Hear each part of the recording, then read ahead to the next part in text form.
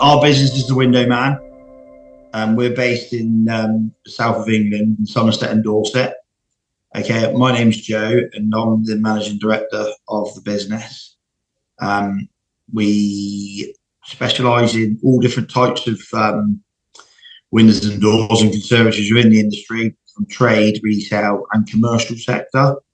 And we've been spreading our wings, a lot more.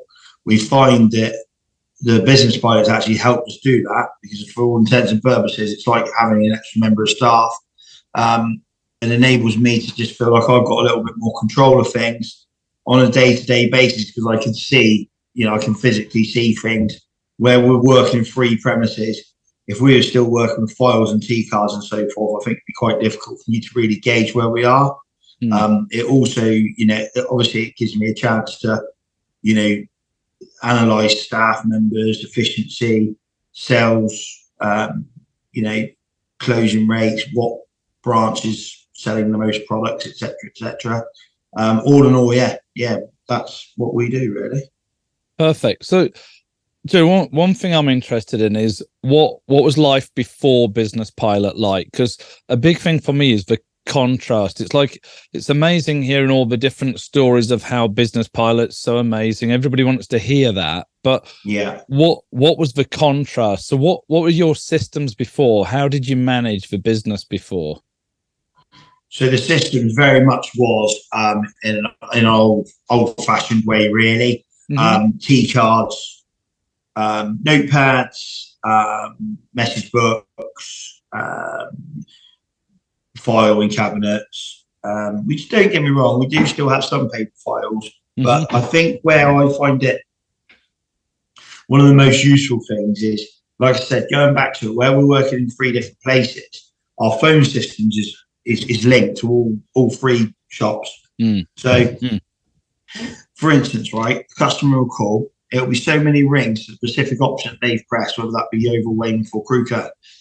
If they don't get through after so many rings, it will naturally transfer to another office.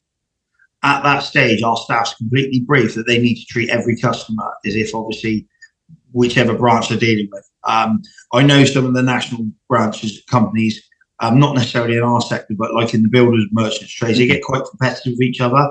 I still try to keep that sort of team ethic, really, but also from the customer's perspective, they ring up, they'll say their name, they go onto Business Pilot, and all the information is there. Whether that be a client ringing or being a supplier, 9 out of 10 times, the person on the end of the phone will always be able to give an answer. That, in effect, it really, really does help with efficiency, because obviously no one likes to be waiting to be called back, whether you be a customer or a supplier. People are impatient nowadays. I can't imagine how customers nowadays would have dealt with the fact of ringing a landline and waiting until like the surveyor was back for a call, maybe in a day's time. It's so instant now, and Business Pilot is helping us be able to react and respond to the way people are, because people have changed, and that's 100%. not through any negativity towards, obviously, clients and customers. It's more the fact of the way that our world is. And obviously we all know that COVID probably sped everything up a little bit of trying to make everything more instant and without having to move. So very, very, very lead T cards. We would ask people where the business come from, when we get a lead, but it's not prompted. It was a bit of a challenge getting the sales guys to upload their prices onto Business Pilot, so then everyone in the office can deal with that as well. And that's nearly there now as well. So I think since we've had it for like 19 months now, I think every month I've felt it better and better and better. And I genuinely feel like this last 6 months as a company, the penny's finally dropped. So what I would say to any prospective people who are looking to get it, you have to have a bit of patience, because it is a big change. No one likes change, but you have to invest time into it. And I feel like there's a couple of ways of looking at the time investment there. You could try and sort of do a crash course at the beginning, which I was sort of quite keen on that, and I did try, but it's not quite right. People need to live and breathe it, and you need to almost run your old systems alongside your new system for a sustained period of time, then just sort of like edge it out. I'm like one of the worst people for technology. But now I'm walking around with like an iPad Pro and an iPad pencil, using Tommy Trinder, and like just missed the business pilot. Now I'm even allowing business pilot to run my diary, and that took a lot of persuasion. But you've got to be patient with it. If you just keep playing with it, it will just it will pay you dividends. I'd also say for anybody who's looking at getting it, make one person in your business the business pilot king or queen, and let them be the go-to. I'm quite fortunate. My wife Michelle's taken on that role, and I know for a fact she's been really proactive in dealing with you guys when she felt like something might need to change or something you want to add, and you've always responded really, really well. Because one of the challenges we had was bringing our trade business into it, and now I know there's a delivery now. You know, and that's a very minor thing, but it just creates a multitude of problems. She's brought the trade deliveries into the fitting schedule effectively. So Mr. Delivery Driver is just named as a fitter. So when the yardman's getting all the products out the day before ready for the installers, he's getting the supply only deliveries ready as well. And it's just utilising the product, the process, because the trade window versus the supply installer, it's the same process. Still a salesman, collect an order, deliver the product and get paid. Just missing that horrible bit out in the middle, the fitting bit. It's even just in that, which is why I sort of said I just wanted a conversation rather than a load of questions. I mean, you picked up on so much. So like I was with a new on board last Friday, and at the end of the day, the guy says to me, he says, "Go on, Elton." He said, "On a scale of 1 to 10, where are we in terms of if 1 is you're just not going to get this and you won't put it in the business, and 10 is you'd send me out training it tomorrow, where do you think we are?" And I said, "Look, I've got to be really honest with you, and I'm always honest with anybody looking at it. Right now, you're in the pain point, actually. That's where you are, because on day 1, you're bringing in all this change and you've got all this stuff. Now, in a month's time, you're going to feel different. In 3 months' time, you're going to feel even more different. 6 months' time, completely different. So you've just got to give it time. Don't be sat there on day 1 thinking, I don't think I can do this. Because on day 1, the system is so big and it does so much, but you don't have to do all of that on day 1. No. You just bring in the bits that you need on day 1 and you grow into it. And that's basically what you were just describing to me there, is how you've grown into it. So the Tommy Trinder and Business Pilot, do you use the link there when you're sending stuff over? Because definitely APIs. To be fair, it's me. So what I do, right, is I'm not sort of like on sales, as to speak, sort of like day to day. But as you can probably imagine, obviously, started the business so many years ago, people do still just come direct to me. Yeah. So I've been basically going to people's houses, and when I do sort of any appointments, I'll get the Trinder stuff done. And then my daughter, who works alongside Michelle in the office, my sort of thing is that I'm not here to sell. I've not got enough time with all the other things. So I just like to prepare nice documents, and then I give it to her, and then she'll upload it onto Business Pilot. And she can use the facilities on Trinder to pull pricing as well. But it just looks right, and it's not me going with tape measure and a book. I'm there. I draw the windows up properly, and then it's all a nice, understandable vision for the office to understand it, rather than scraps of paper. Yeah. And then they start the order process back. But what we also do on Business Pilot, it's really, really important, is every contract that's sold, no matter what it is, it gets uploaded, and then it comes back to me to approve it. So I can make sure that I'm happy with the price, happy with the area, happy with the customer. There could be a multitude of reasons why I might want to kick that deal out. As of yet, hasn't happened. So that process works really well. So even on my own sales, it goes through the whole system and it still lands back on my lap, and then I'll designate it to a manager to see that sell through.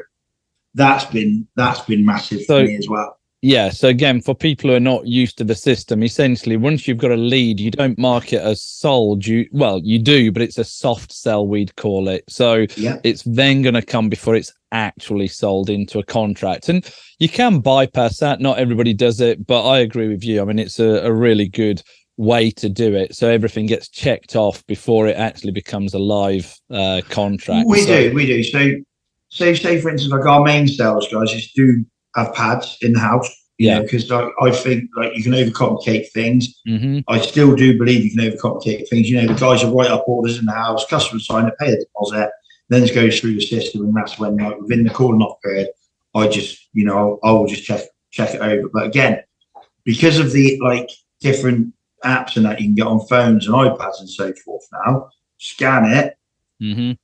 send it into the office, upload it straight to Business Pilot, and go from there.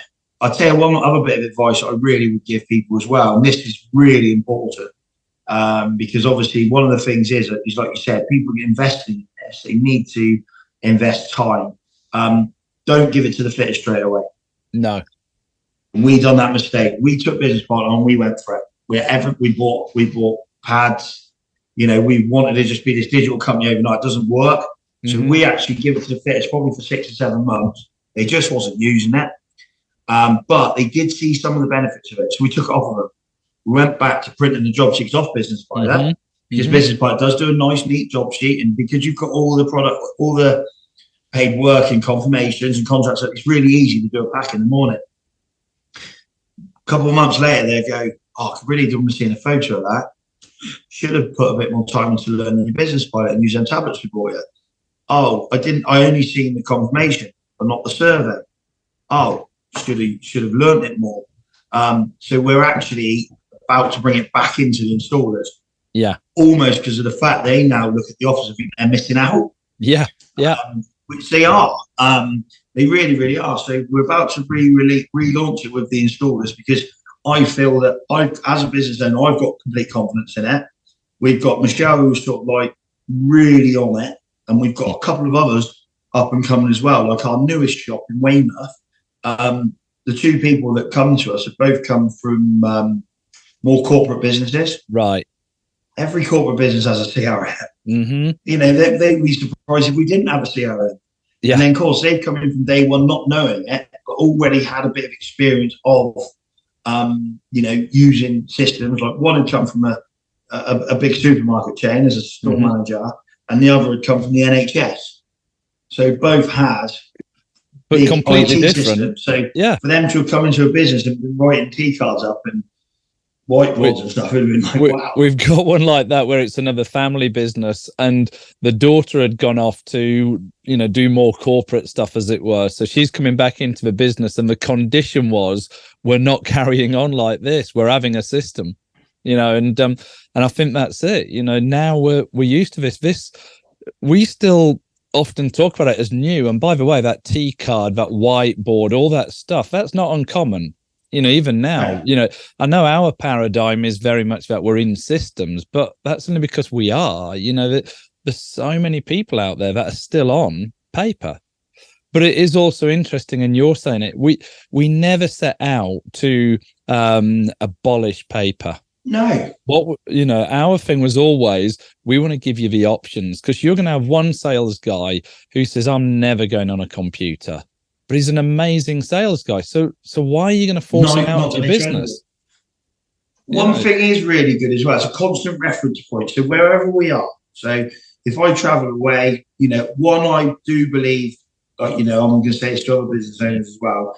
Look, the temptation is it's connected to your iPad, it's connected to your phone. You've got that 24/7 working thing. One thing I'll tell everybody, you've got to remember there has to be a work-life balance. Okay. Yes. You need to learn to switch off. But if there is something that's really bugging you, really on your mind, and you need to put it to bed, it's at the touch of a button. The other thing, going back to whiteboards, Business Pilot is an information source. So sometimes if I want to have a bit of a visual sales meeting, and I want to write the sales up on the whiteboard and make everybody feel great, I do it. If I feel like the company isn't performing on the collection side of the business, I'll write a whiteboard of customers it's due to pay. and get everybody on that and like see the ticks and getting the buzzing. But even though that's using an old school method, that's still a damn sight easier than going through a load of files and a load of T cards, because obviously on business files, you can drop a report, back any money outstanding from say 7 days and beyond. You can print that off, and if you want to have a meeting with your staff, write up on the whiteboard, blow the piece of paper up, put it on the board, email it round. There's just so many ways of getting information to show people. Yeah, and that's the key. So in terms of like, there's so many different features in there, and we ask this internally, and it's always interesting on who says different things. If I said, right, one feature in Business Pilot, what would be your, I was going to use the word favorite, but it's probably the most important, which therefore makes it the favorite. So what would you say your favorite feature in Business Pilot is? I've got two. Go on, I'll let you have two. Cheers. The schedule. Yeah. Right. That's mine, by the way. Right? Yeah. The schedule's all the years, right? All the years being in business. If the T card board look nice and full, we know we're busy. Mm-hmm. Right? Okay. The schedule, I have the guys get a sale, goes through the office, I approve it, and then the customer gets booked in. They get a provisional delivery date. They get a call the week before to confirm that delivery date. We try another bit of things that I've tried to do, because I think what you don't want to do is have loads of jobs on schedule. Mm-hmm. But what you also don't want to do is have book 6, 7, 8 weeks in advance. Half the window companies, half the window fitters we probably know, they will tell you that they're booking 6 months in advance, which we all know that is sort of dropping down a little bit. But what we're saying, 6 to 8 weeks in advance, you've got that booked up solidly, you're going to have bumps along the way. So the method I've brought into my business is we do 80% schedule. Mm-hmm. So basically, we only schedule 80%. Because I tell you what, right, is if we put 4 days work in a 5-day week, and then Thursday lunchtime, I'm ringing up Mrs. Smith on Monday to say, guess what, we're going to be coming on Friday if you're available. And a day early, she's over the moon. Where rather I ring up on Friday and go, oh, we've not quite finished, not be there till Tuesday. And then we all know what happens then. Oh, I've took a day off work Monday. Everyone's then on £1,000 a day. Everybody then wants a discount on their contract. Mm-hmm. Okay, so that's one of the things I've learned, because I think the temptation, because you've got it in black and white, because you've got it on a computer in front of you, that schedule, and it's so easy to play around with it, is to just block it out. But I always say, let it breathe. You can always pull things back. So the schedule, in my opinion, is brilliant, because I can always then tell the sales guys, well, what lead times I'm expecting us to be running from, which is also quite important. And I've noticed quite a lot of the manufacturers are doing that now as well, actually emailing and saying, oh, the lead time for this product at the moment. So every couple of weeks, we have a bit of a briefing with the sales guys and say, right, this is where we're at the moment. My other favourite one is quite simply the margins. Yeah. The profit margin sheet, because we've had we use a margin calculator. Mm-hmm. We always have done. And you know how it is, I'll get people come to me and go, can I take this job up? Can I do this deal? Can I do that deal? And then before you know it, if you said yes too many times, that will drag your average down. Now at a press of a button, I can look at it. I would say on that, we're probably about 10 days in arrears, because we try to do it live. By the time the real invoices come through, I've got a girl, again, we've designated someone in the company, does about 4 hours a week, solely putting invoices into Business Pilot, so I can get my profit and losses correct. Yeah. I can then get that list and I go, right, and then I can say to the sales guys, well, you're getting the margins bang on. You've got the averages right. But then we look at that, and then we might single out and just look at composite doors. Composite doors is a bit of a bugbear to try and achieve margin, because of the starting price of them is obviously quite high. And there is a lot of people out there trying to do them too cheap. And like that product, we need to lift up a little bit, or you've got a bit of flexibility in there. Yeah, so that's my two favourite things. Yeah. And what's interesting, they were right at the beginning. So right at the beginning, I remember I was sitting there. So it was one of the other guys, Jim Breslin. I mean, Jim was running Windows for years before this came along. And we sat down and mapped all of this stuff out, literally on like little Excel spreadsheets. Even the reports, we put them all in as to what we wanted this system to do. And the schedule board and the whole thing around margins were absolutely key to it. So it's interesting you pick them up, because margin erosion to me is especially in that like post-COVID bit as well. You'd had all the turnover, and your average order values are going up, up, up. But hold on, are they going up in line with your costs? No. And instead, what's happening is people have gone, well, we're doing really well, but what they're talking about is turnover. They haven't been looking at the margins. So I'm glad you picked those two, because they're right from the beginning. So in terms of the team, like I'm really, you'll see emails from me, and I'm all about like business pilot community, I call it, because I don't want it just to be software. I want this to be a community of installers. I want the software, as it were, to be led by the installers, and everything about installers rather than just software. And so in terms of interacting with our team, how have you guys found that? Oh, it's been superb. Second to none. I think, we totally straight with you, I think there was a slight bit of frustration at the beginning, but looking back now, that was brought on by our impatience to know the product quick enough.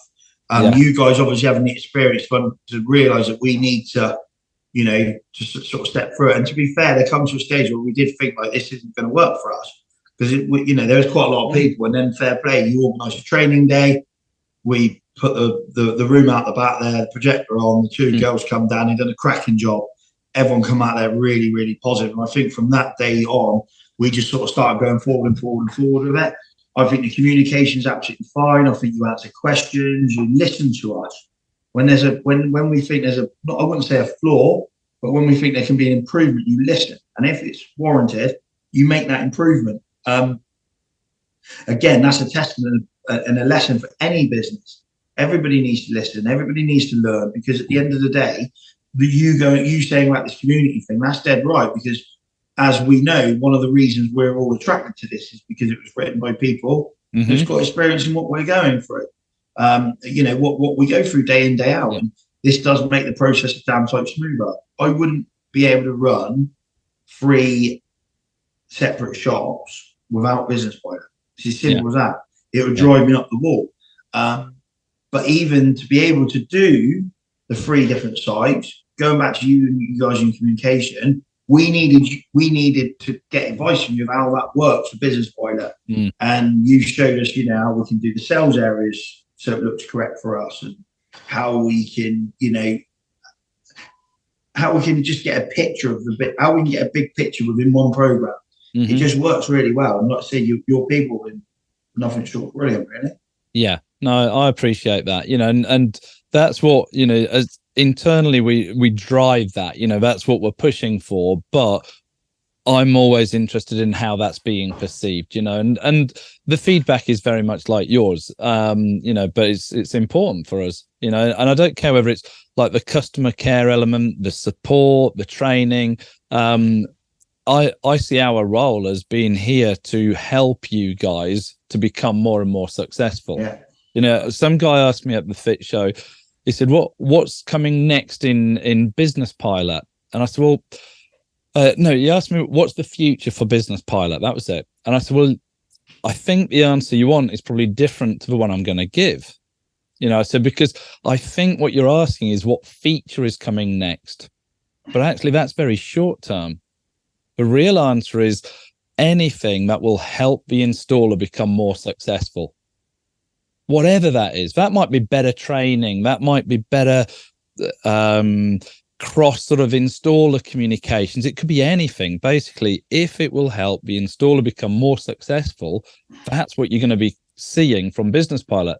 Now, back to your original question, and then I gave him some of the features that were coming up. But that's really important to me, is how we do that. And you've already sort of picked on it. New features. We have this great big ideas board, so we keep that running. Every time we get feedback, it goes on that ideas board. Now, some of those ideas are going to be really easy to do, and loads of people benefit, and therefore they get done quicker. Some of them are going to be a complete nightmare, and 1 or 2 people will benefit. Well, then we for obvious reasons, we can't prioritize those, because but I'm really and the feedback I get is just like you're saying. We are very responsive to putting in those features, which is, it's great. So Okay. What else should we talk about? Really, that's the main thing for me. I just wanted to have a conversation about it so that we can show other people who are looking at Business Pilot what it's like to be with Business Pilot.